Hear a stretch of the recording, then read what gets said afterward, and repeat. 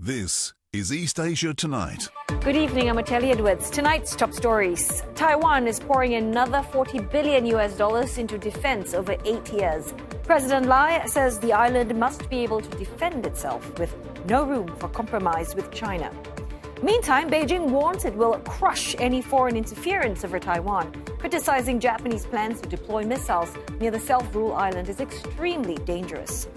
Donald Trump says that Xi Jinping has, quote, more or less agreed to speed up purchases of American goods like soybeans following a phone call between the leaders. And flames engulf a high-rise residential estate in Hong Kong's Tai Po district. At least 4 people have died, including a firefighter.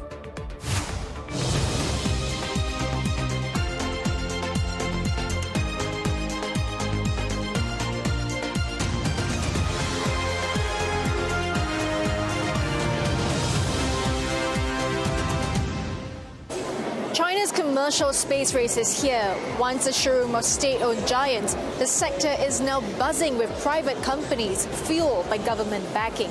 The goal? To push China's capabilities in the final frontier within the next decade.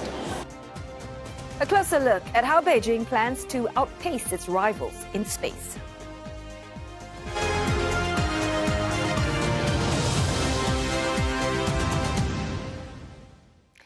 Taiwan has announced plans for an additional $40 billion in military spending over 8 years as the island seeks to deter potential Chinese invasion. 北京当局近来全面推进企图把民主台湾变成中国台湾的相关行动，已经对我国国家安全以及台湾的自由民主带来严重威胁。 Mr. Lai says his ultimate goal is to establish defense proficiency which can permanently safeguard the island. The president adds that there is no room for compromise on Taiwan's security. 历史证明，向侵略者妥协，最后只会换得无止境的战祸和奴役。 Well, CNA senior correspondent Victoria Jen joins us live from Taipei. Vic, so let's just talk about $40 billion. That's not a small sum. Tell us more about this special budget, what's going to be used for and how will it be funded? Well, officials say it's designed to accelerate Taiwan's shift towards a more resilient, high-tech defense posture. A major component is the new Taiwan Dome, which the government describes as a next-generation integrated defense shield. It aims to combine early warning sensors and missile interceptors and AI-enabled decision systems to give Taiwan faster detection and response capabilities. I spoke to a security analyst from a government-linked think tank about the system, and here is what he has to say. 主要其实是强化台湾整体的这个防空能力，特别其实是在这个现在包括了这个中共的这个新型的战机、远程投射的武器，或者说是这个无人武器，其实都在快速的进化的过程当中那么台湾其实采取一个守势作战的立场那么其实前提其实是要能够在这个中共一旦动武的时候那么其实尽可能的维持我们重要的包括了这个关键基础设施，包括了这个人员密集的这个城市的一个安全。 In terms of funding, officials say this will come through a dedicated special budget mechanism, similar to what Taiwan has used for major defense procurements in the past. But the opposition is already pushing back, questioning the price tag and the danger of squeezing other sectors like healthcare and education. But the administration argues that the special budget is unavoidable given China's accelerating 2027 military timeline and the growing regional instability. Vic, let's talk about the timing of this announcement, though, by the Taiwanese president. What should we read into it? Well, the timing is not accidental. This announcement comes during a period of heightened tensions across the region, not only across the Taiwan Strait, but also between China and Japan. Beijing has been stepping up military activity around the island, and Taipei believes today's message needed to match the seriousness of that trend. But there's also a U.S. dimension. U.S. officials have repeatedly said Taiwan must demonstrate credible self-defense if it wants strong international support. Now, Lai's announcement reflects that reality. Now, Taiwan is signaling both to Washington and to the region that it's willing to invest heavily in its own security. By rolling out this package now, President Lai is also trying to shape the narrative before the next legislative session. He wants to build political momentum, reassure the public, and show partners that Taiwan is preparing for long-term resilience. At the same time, he's also sending a message to Beijing that Taiwan will not be intimidated and that it's choosing preparedness over vulnerability. Atali? Many thanks for that update. CNA senior correspondent Victoria Jian in Taipei. Meanwhile, China has issued a fresh warning about Japan's recently announced plans to deploy missiles near Taiwan. 台湾是中国的台湾，我们绝不允许外部势力染指中国台湾地区，绝不允许日本军国主义死灰复燃。我们有坚定意志、坚强决心、强大能力，捍卫国家主权和领土完整，粉碎一切外来干涉图谋。 The Japanese defense chief earlier this week said that the deployment of missiles to a military base in Yonaguni can help lower the chance of an armed attack on Japan. The westernmost inhabited Japanese island is located about 100 kilometers from Taiwan. Well, that's significantly closer than the 500 kilometers from Okinawa's main island. Tokyo also revealed that it scrambled fighter jets after it detected a Chinese drone flying between Yonaguni and Taiwan on Monday. Well, China and Japan have been locked in a row since Prime Minister Sanae Takaichi's remarks, suggesting that Tokyo may intervene if Taiwan is attacked. She refused to retract her comments, saying that they are consistent with Japan's long-standing cross-strait policy. But the Japanese leader has expressed a desire for better ties with China. そして日本は、常に中国に対して、対話に関しては建設的、そしてまたオープンでございます。ですから、今後ですね、やはりこの対話を通じて、より、包括的な、良い、関係を作っていく、そして国益を最大化する、これが私の責任だと感じております。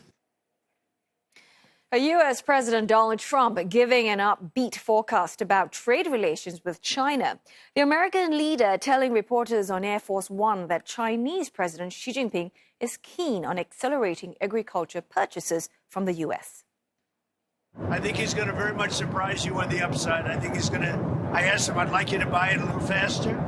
I'd like you to buy more. And he's more or less agreed to do that. I think we will be pleasantly surprised by the actions of President Xi. Mr. Trump's remarks coming a day after he held a phone call with his Chinese counterpart. Beijing has described the talks as positive, friendly, and constructive. The conversation taking place about a month after the leaders met in South Korea.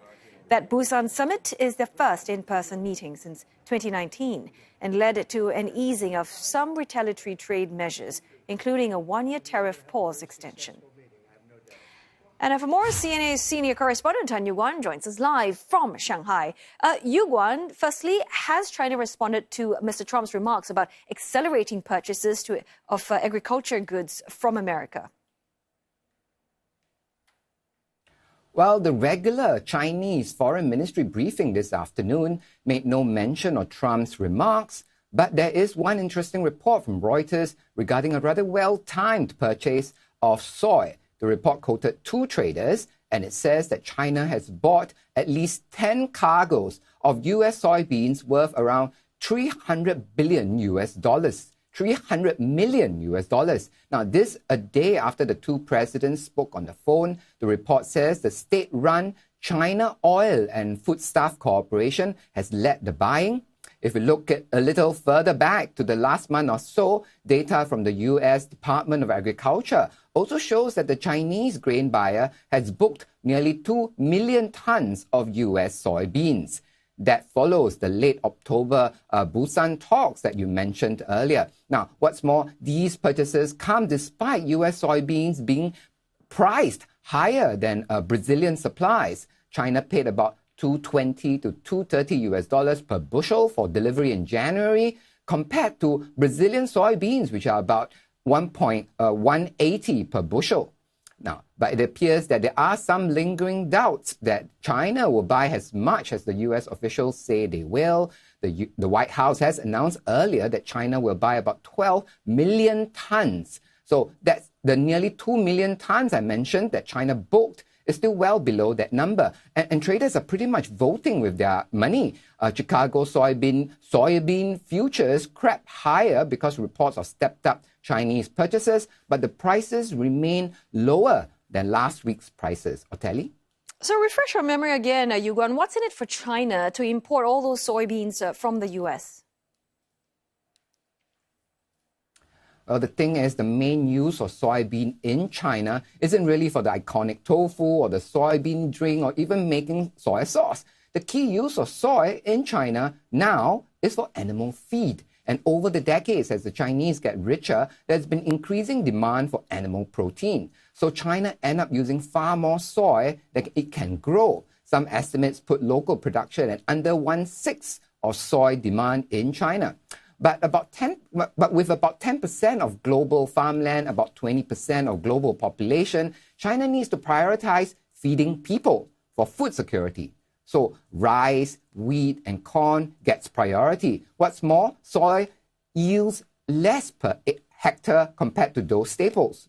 What's more, it's also cheaper for China to import. Places like US or Brazil have huge tracts of farmland and highly mechanized farms. Economies of scale that China cannot match. So can China grow its own? Yes, it can, but it makes economic sense not to do so.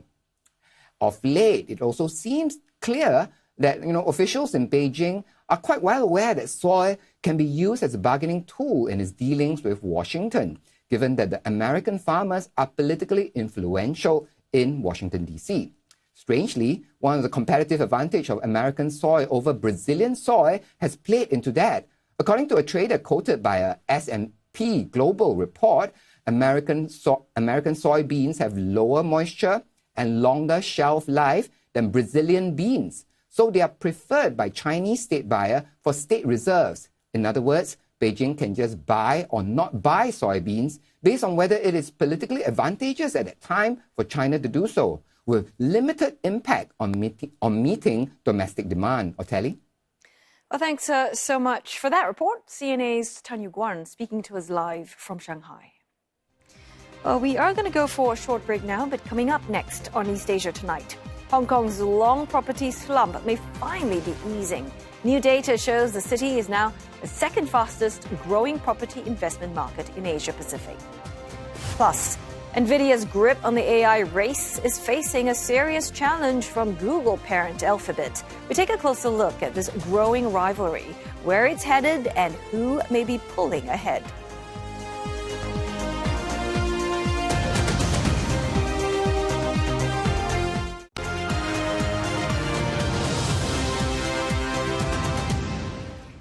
Hello there, you're watching East Asia Tonight, and you're just in time for business news with Roland Lim. And Roland, I want to ask you about Hong Kong's commercial property market. Apparently, it's showing signs of recovery. It's out of the ICU, it seems. Yeah, things are looking up. It's a big rebound driven by office and data center deals, cheaper funding after rate cuts, and mainland money returning. Investment is pouring back into Hong Kong's commercial real estate, with new data showing confidence returning after years of decline. MSCI says that Hong Kong is now the second fastest growing property investment market in Asia Pacific after Malaysia, the region's standout performer. According to MSCI, investments in offices, data centers, retail spaces, and hotels more than tripled in the third quarter from a year ago, hitting nearly $5 billion. That's the highest quarterly total since 2019 and a year-on-year increase of 231%. Analysts say the pickup follows years of sliding prices as landlords struggled with financing costs. But last month's quarter-point rate cut by the Hong Kong Monetary Authority to 4.25% has given buyers some relief. Momentum is now visible in several high-profile deals. A prime redevelopment site in Causeway Bay was sold for around $95 million in July. And just last month, Alibaba and Ant Group bought multiple floors in One Causeway Bay, a $925 million deal, marking the city's biggest transaction since 2021. MSCI says the broader outlook is improving, with returns back in the positive territory and a healthy deal pipeline heading into the year end. But there appears to be no respite for the mainland's property crisis, which has been in a downward spiral for 4 years. Bonds of Chinese state-backed developer Wang Ke slumped more than 20%, reigniting concerns about the extent of potential central government support. Wang Ke is struggling to convince investors it can't avoid default. Once China's biggest developer, it faces renewed scrutiny amid continuing deflationary pressure on housing. New home prices fell at its fastest pace in a year last month, and while authorities rolled out a series of support measures in the second half of 2024, large-scale new stimulus has been withheld this year. China Wang Ke shares in Hong Kong falling more than 6%, while onshore shares slipped to its lowest since 2008. A Chinese battery manufacturer, CATL, set to build Spain's largest battery factory following a groundbreaking ceremony. Now, this comes as Europe's reliance on Chinese tech increases, despite Brussels seeking to tighten trade rules. The $4.8 billion project with Stellantis is located in a town in Spain's northern-eastern Aragon and is expected to begin production late next year. Around 2,000 Chinese workers will help with construction, with 3,000 Spanish staff to be hired and trained later. 3 more plants, including projects by Volkswagen's PowerCo, are in the works as Spain positions itself as a battery hub, offering lower labor and energy costs. But technical know-how remains a challenge. Europe's auto associations are pushing for stricter requirements on local sourcing of components, in part to protect them from Chinese rivals. The European Commission also preparing to unveil a new set of measures to bolster the sector. CATL shares in Hong Kong reversing course to end the day in the red after a strong start. China reportedly ramping up its purchases of U.S. soybeans just a day after President Xi Jinping and Donald Trump spoke on the phone. And that's despite American soybeans costing more than Brazilian supplies. China has purchased at least 10 cargoes of American soybeans worth roughly $300 million in deals signed since yesterday. Now, each cargo weighs about 60 to 65,000 tons, or 60 to 65,000 tons, that's correct. And they are slated for January shipments from U.S. Gulf Coast terminals and Pacific Northwest ports. The unusually large volumes extends a recent surge in buying following what officials have described as a thaw in U.S.-China trade relations. Now, China's state-run grain buyer, that's COFCO, has led the recent surge, booking nearly 2 million tons since late October, though still far below the 12 million tons previously announced by the White House. AI rivalry between industry leaders NVIDIA and Alphabet heating up, with investor enthusiasm appearing to be titled in favor of Google's parent AI tools, cloud computing and chip business. Stock prices diverged. Alphabet rose around 1.5% overnight to extend a months-long rally, while NVIDIA slid 2.6% after having shed more than 7% in early trading. Now, this month's divergence between the two leading index heavyweights has driven Alphabet 15% higher and NVIDIA 12% lower. With yesterday's surge, Alphabet took another step towards $4 trillion in market value. At the same time, NVIDIA's decline dragged the world's biggest company by market cap further below $5 trillion valuation reached just weeks ago. NVIDIA's declines rippling through companies linked to the chip maker.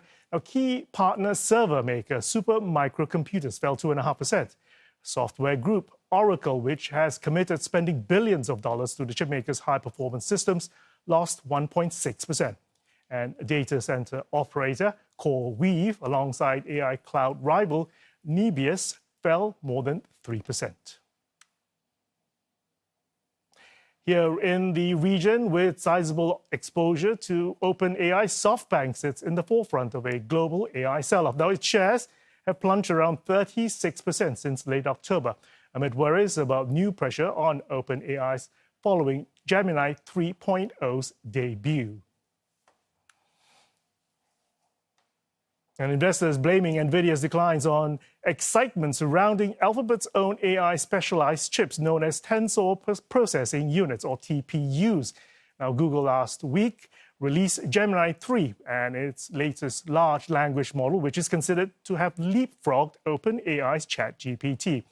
The search group's models was trained using TPUs rather than NVIDIA's GPUs that power OpenAI's system. So this is where it gets interesting, Roland. I believe right now we've got a new twist in the AI chip war. It's a matter of Google versus NVIDIA. Tell us what has changed. Yeah, it looks like Google is stepping out from behind the curtains. I mean, for years, Google has been buying NVIDIA chips, but now it wants to compete with NVIDIA. It wants to design its own chips, and it wants to sell to AI rivals as well. In the last couple of days, as I've just mentioned, Meta is going to be or is in talks to buy billions of dollars of Google's chips, as well as its cloud computing capacity. And instead of relying only on just NVIDIA, and that's wiped out, NVIDIA's market cap with Google's parent, Alphabet, now close to that $4 trillion club. Okay, so for the layperson out there, if you could just simplify it for us and tell us what exactly is the difference between the NVIDIA chips and Google's. Yeah, so think of it this way. NVIDIA's GPU, graphics processing units, they are the all-purpose workhorse. They can be used in any AI data center setting, and they still dominate the market. Now, Google's TPUs, Tensor Processing Units, think of them like specially designed race course only to be used in a specific lane or track. They can only be used for Google software as well as Google's infrastructure, hardware infrastructure in its data centers. So it's a little bit more restricted for right now. But up to now, Google also has been using TPUs for its own self. But now it's pivoted. It wants to sell to others. And it's the crux of the matter here is that it's marketing itself as being more efficient and cheaper than NVIDIA's chips. So NVIDIA's response has been so far, no, relax, our demand is still strong. Demand is huge. We are still far more advanced than our nearest competitor, and we are still selling every chip that we make. So there's nothing to see here. Okay, so we need more assurance here. I mean, if I'm an NVIDIA shareholder, is it going to be a real problem? Well, I think it's more like a warning shot. I think it's still early days. NVIDIA is still very much the favorite. Its ecosystem is still very much entrenched. So it's going to be hard to beat. But at the same time, I mean, as more and more of these tech giants actually lean towards either developing their own AI chips or even seeking alternatives, then maybe Google's TPUs might have a chance in as an alternative. Okay, so looking ahead, what should investors be looking out for? Well, look out for more deals signed by Google. Look out for more deals signed by Google's AI cloud division, and whether there is a pivot towards TPUs rather than GPUs. I mean, at the end of the day, if Google's chips really are cheaper and they're more efficient, power efficient, then, their clients like Meta is going to be saving billions of dollars. And that could possibly shift some of that profit center away from NVIDIA towards Google's parent, Alphabet. Okay, so look out for any deals that are going to get inked. Well, thanks so much for your insights, Roland Lim there from the Business Desk. Okay, time now for another break. But coming up on East Asia tonight, China's commercial space race takes off, with a sector once dominated by state giants now buzzing with startups and drawing international attention. Plus, thousands of young inventors compete in the World Robot Olympiad in Singapore.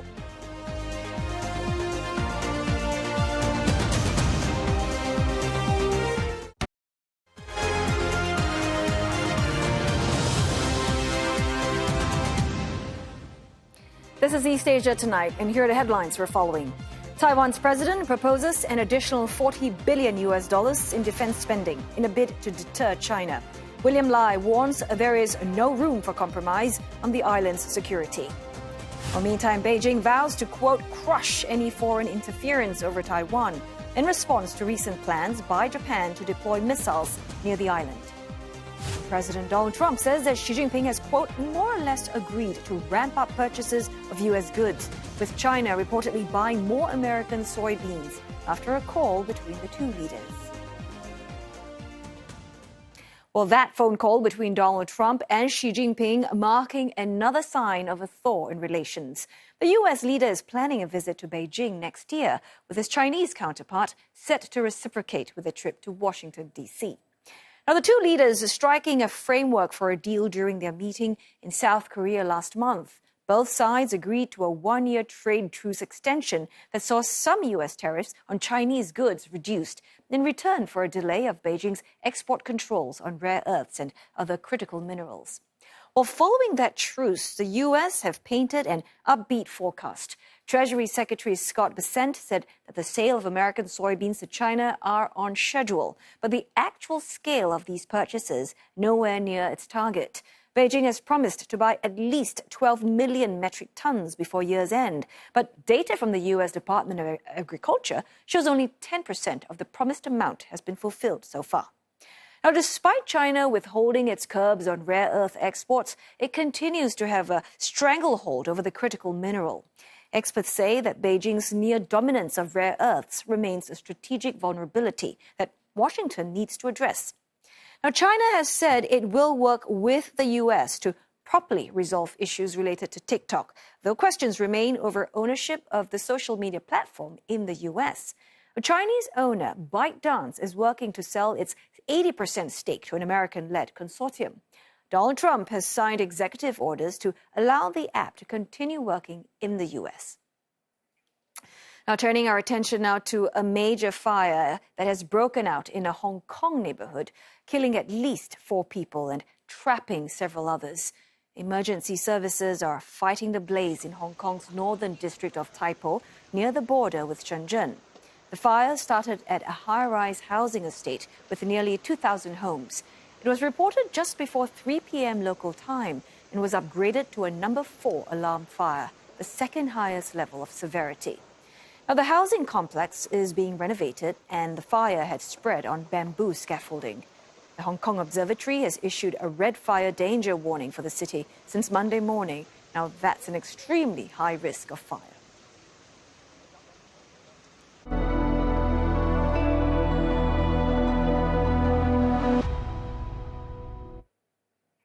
China is deepening its push on space as it aims for science and technology independence. CNA's Deborah Wong takes a closer look at the country's investment in the sector. China's commercial space race is here. Once a showroom of state-owned giants, the sector is now buzzing with private companies fueled by government backing. The goal? To push China's capabilities in the final frontier within the next decade. No surprises then that private companies were out in full force at the China High-Tech Fair in Shenzhen, like this Beijing-based startup that specializes in remote sensing data.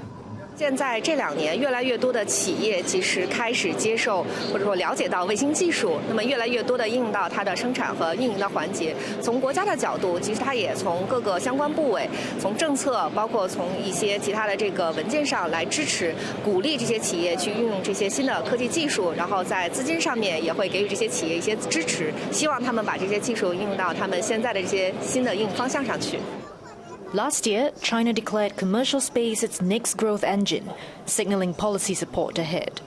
Top-tier cities, Beijing and Shanghai, sped up their investment in the sector. Today, there are over 500 commercial space companies across the country. Its commercial space market is expected to exceed $350 billion this year. Space tourism remains the next frontier. China had announced plans to debut its space tourism project at the fair. However, that never took off, and no official explanation was given. But the sector remains optimistic.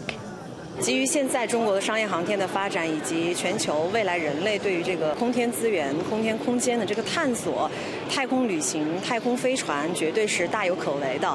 那么就离开不了一款高性能的、高性价比的以及可重复循环使用的火箭，才能够更好的助力这个太空旅行的商业未来的这个发展。 Tangyu Space, which also has partners in Southeast Asia, is developing a satellite network to improve tracing data.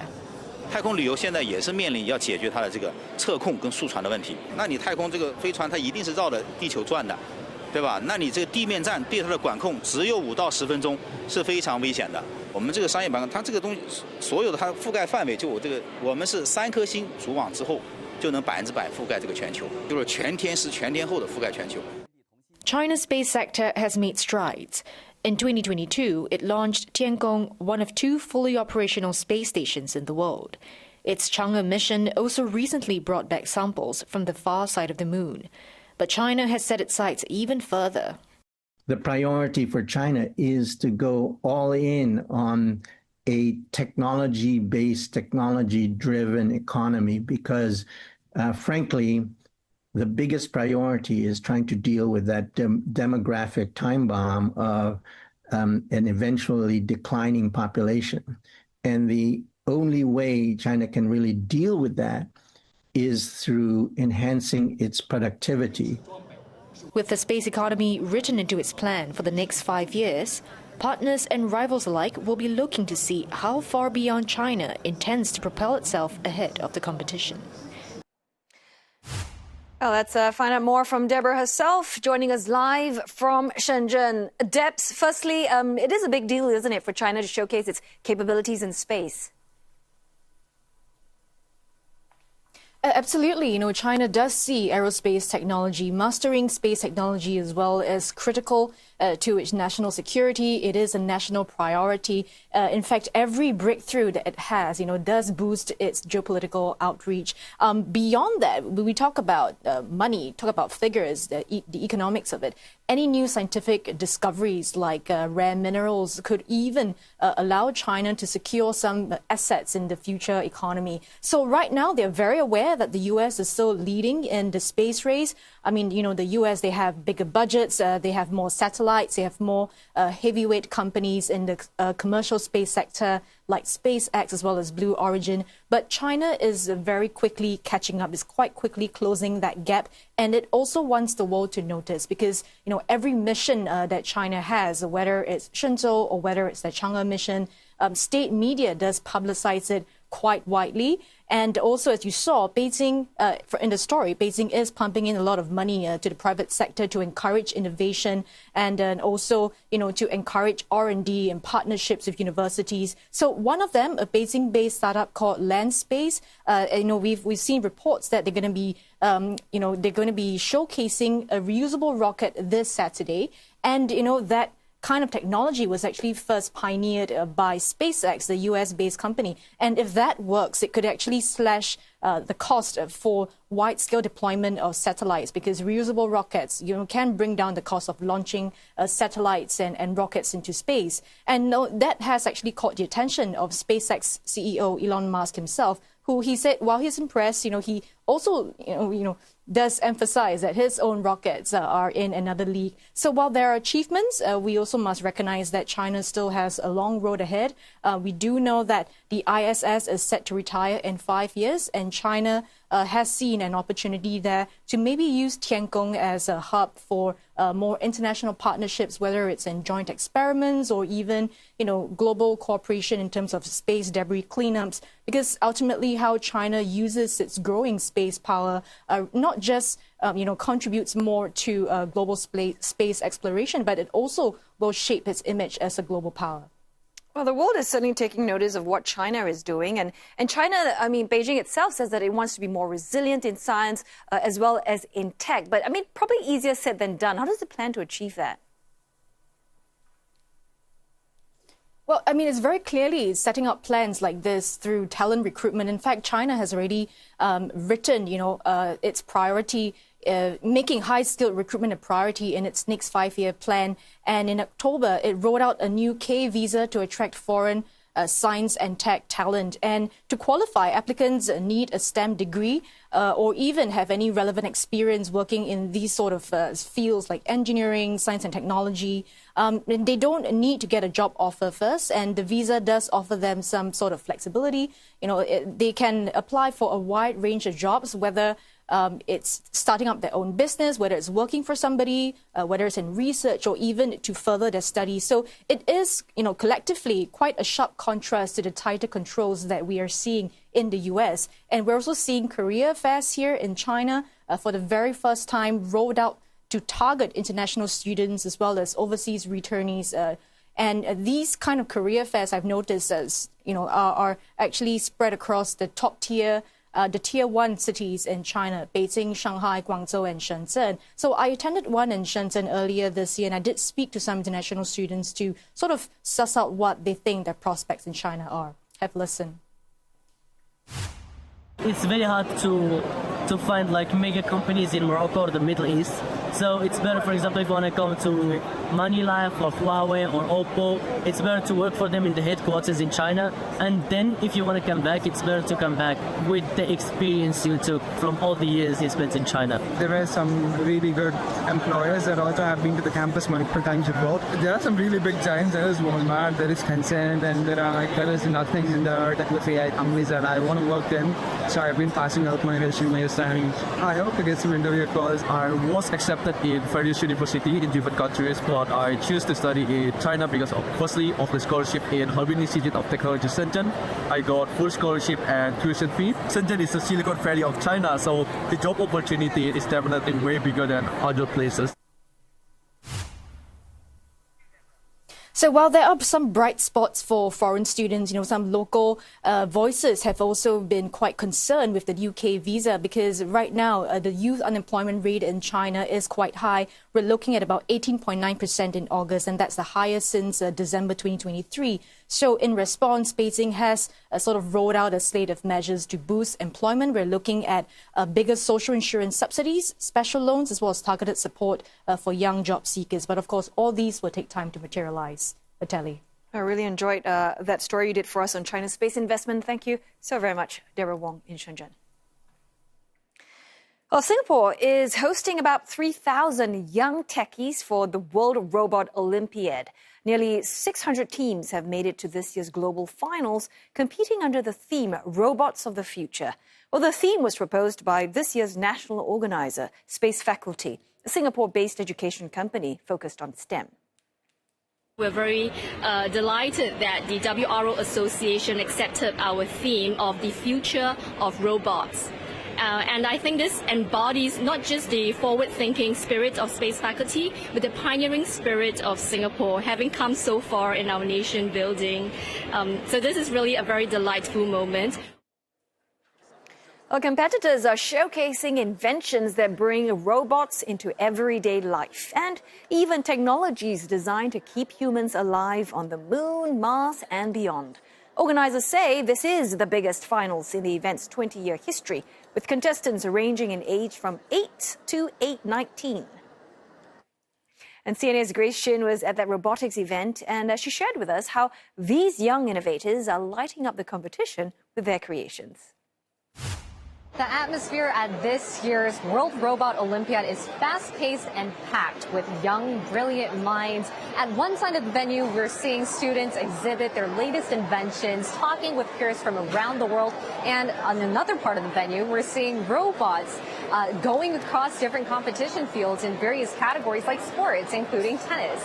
And excitement and energy is especially high this year because it is the biggest final yet, and to be hosted here in Singapore.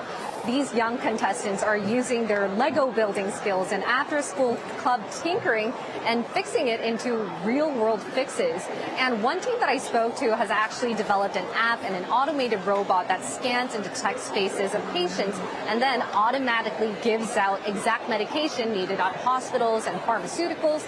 Another team developed an AI scanner that can tell whether or not you're dozing off on the driving wheel. So you can see that these students and these participants have realized that there are real life problems that they're facing on a day-to-day basis, whether it's at homes, at schools, and a lot of educational policies across the world are helping students better talk about it and develop their inventions. And what's worth noting is that a lot of finalists here, it's not their first time. It's either their second or third WRO, which shows that the Olympiad not only attracts talent, but it provides a legacy and a platform for them to come each year and continue to show their development.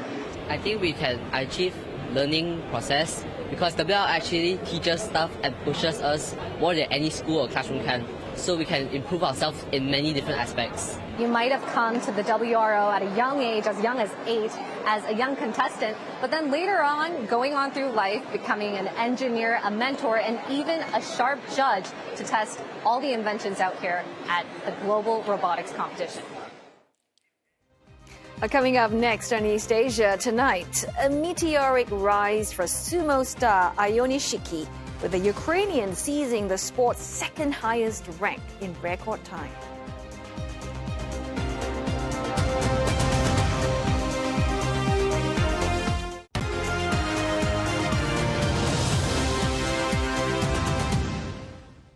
A South Korean-born New Zealand mother has been sentenced to life in prison for killing her 2 young children, a case widely known as the suitcase murders. Now, Hak-Yoon-lee admitted to killing her children aged 8 and 6 in 2018. It was 1 year after their father died of cancer. The court heard Lee gave them an overdose of prescription medication before stuffing their bodies in suitcases that she stashed in a storage locker. The bodies were discovered more than 3 years later by a family who bought the contents of the abandoned storage unit at an online auction. By then, Lee had already fled to South Korea and changed her name. She was extradited to face trial in New Zealand later that year. During the trial, she represented herself and pleaded not guilty by reason of insanity. The judge said she killed children who were particularly vulnerable and tried to cover up her actions. The jury found you intended to kill your children, and also that while you were suffering from a depressive illness at the time, you knew that your actions were morally wrong. Well, the judge rejected calls for a lesser penalty.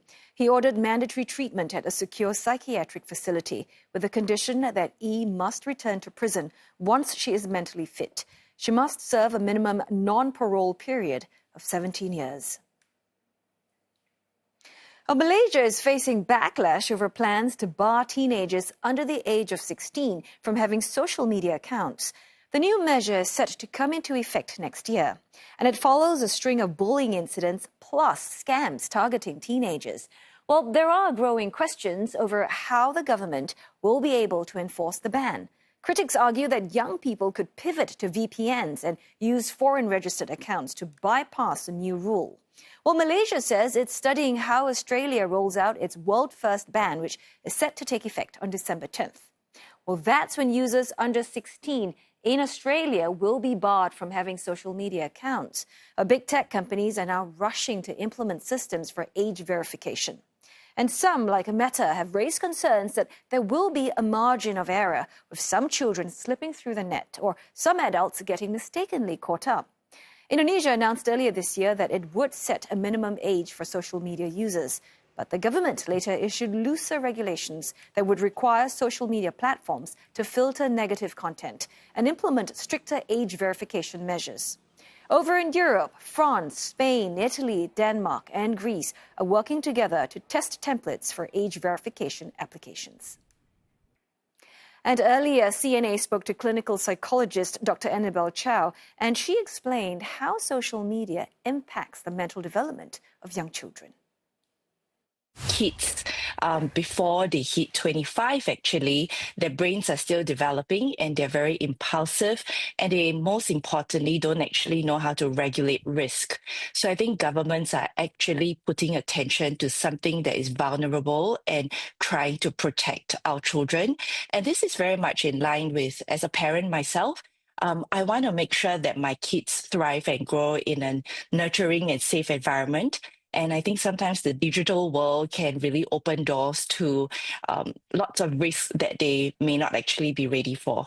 Okay, doctor, from your clinical experience, I wonder what could be the consequences of psychological, whether it be positive or negative for teens who are kept off these platforms until 16?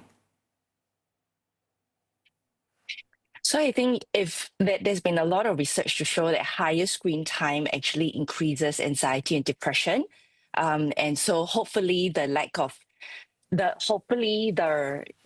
experience of trying to put the screen time at a cap would mean that their mental health would be looked after. We also know that there's a higher level of irritability and emotion dysregulation, as well as behavioral issues like conduct problems and inattentiveness when they use screens at an early age with their developing brains. Most importantly, I think sleep is often the biggest casualty. When our kids are exposed to screen really early, especially in the evening, it disrupts their sleep quality and duration, and poor sleep then affects our attention span, our behavior and learning. So hopefully with the social media ban as well as the screen time ban, that would mean that they would have more sleep, they are less exposed to risks related to bullying and scams, and that helps them learn better and also develop better. Dr. Chow, I mean, Australia takes this a lot further than I believe all other governments at this point in time. I'm wondering, how soon, can we draw lessons from what they're trying to do now? I mean, is it going to be a question of months? Is it going to be a question of years, decades? And precisely, what would you be looking for to gauge whether or not this is something that's effective? So I think this is really new, and Australia is the first one to trial this template, and other countries are also following suit. I think it's really hard to tell at this point how much time is necessary. But I think what's really important to put focus on is the fact that Australia has realized that there's a lot of risk involved with children being exposed to social media too early. Like it affects them cognitively and even their social development. Children these days spend more time playing on their screens and social media more than like face-to-face interaction. And that can affect how they actually operate in society when they start working. So I think it's really hard to say when we can see the results, but I would like to think that Australia would be also reviewing in a year's time to see the data they've collected, and then we can take it from there. Well, we end in Japan, where sumo wrestler Ayoni Shiki has become the first Ukrainian to be promoted to the sport's second highest rank. The 21-year-old doing so in record time after winning the Kyushu Grand Sumo tournament. Well, the Ukrainian-born wrestler celebrated in classic sumo style, hoisting a giant sea bream for good luck at his promotion ceremony in Fukuoka. Ayonishiki has rather enjoyed a meteoric rise since debuting in Japan back in 2023. The rising star says he will aim even higher and is pursuing the sport's top rank with, quote, a firm sense of responsibility. And that's all I've got for you for Wednesday's edition of East Asia Tonight. Don't forget your headlines anytime at cne.asia. Thanks for watching.